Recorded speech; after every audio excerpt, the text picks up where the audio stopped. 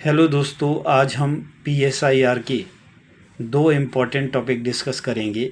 एक होता है स्पैन ऑफ कंट्रोल और दूसरा है यूनिटी ऑफ कमांड। तो आइए देखते हैं दोस्तों, span of control and unity of command क्या होता है। सबसे पहले हम देखते हैं span of control. Span of control का मतलब क्या होता है।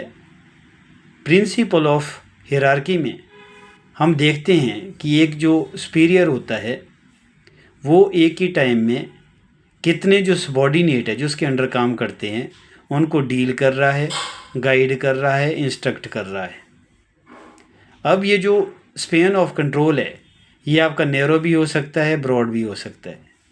नैरो का मतलब ये होता है कि जब किसी सुपीरियर के अंडर कम सबॉर्डिनेट होंगे तो आपका क्या होगा, जो स्पैन ऑफ कंट्रोल है वो आपका क्या हो जाएगा, नैरो। और जब किसी सुपीरियर के अंडर बहुत सारे सबॉर्डिनेट्स होंगे तो वो आपका क्या हो जाएगा, उसमें आपका स्पैन ऑफ कंट्रोल क्या हो जाएगा, ब्रॉड हो जाएगा।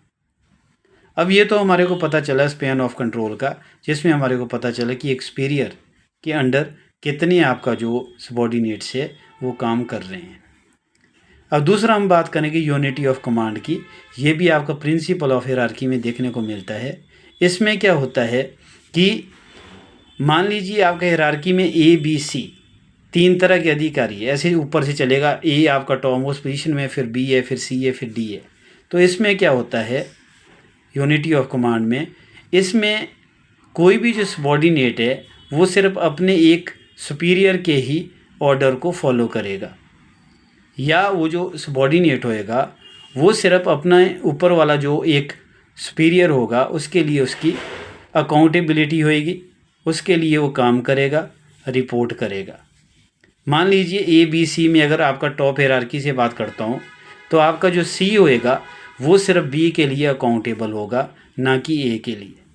ठीक है, तो ये आपका क्या हो जाएगा कि आपका जो यूनिटी ऑफ कमांड है इसमें कोई सबॉर्डिनेट सिर्फ एक सुपीरियर को ही फॉलो करेगा या उसके ऑर्डर को मानेगा। तो यही था आपका यूनिटी ऑफ कमांड।